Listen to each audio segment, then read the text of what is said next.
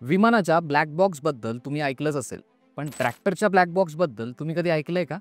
नाही ना? पण आता ट्रॅक्टरच्या बाबतीतही हा नियम लागू करण्यात येतोय. केंद्र सरकारच्या रस्ते वाहतूक आणि महामार्ग मंत्रालयाने 18 जुलै 2025 रोजी एक अधिसूचना जारी केली.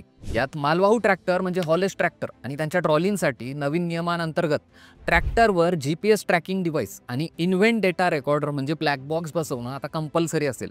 तसंच ट्रॉलींसाठी नवीन मेकॅनिकल कपलिंग आणि 13 पिन इलेक्ट्रिकल कनेक्टरही कंपल्सरी करण्यात येणार आहे. या नियमांचा उद्देश रस्ते सेफ्टी सुधारणं, वाहनांचं लोकेशन ट्रॅक करणं आणि अपघातांची माहिती नोंदवणं हा आहे. पण महाराष्ट्रातल्या शेतकऱ्यांनी या नियमांना तीव्र विरोध दर्शवलाय, कारण यामुळे त्यांच्यावर विनाकारण आर्थिक भार पडणार आहे. एका ट्रॅक्टरवर GPS आणि ब्लॅक बॉक्ससाठी 30 ते 50 हजार रुपयांचा खर्च येईल, जो बहुतांश शेतकऱ्यांना परवडणारा नाहीये.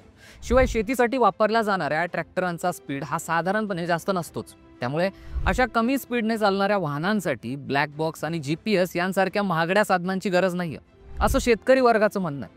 आणि याला विरोध होतोय तो प्रामुख्याने कोल्हापुरातून. सतेज पाटील यांनी गरज पडल्यास या विरोधात ट्रॅक्टर मोर्चा काढण्याचा इशारा दिला.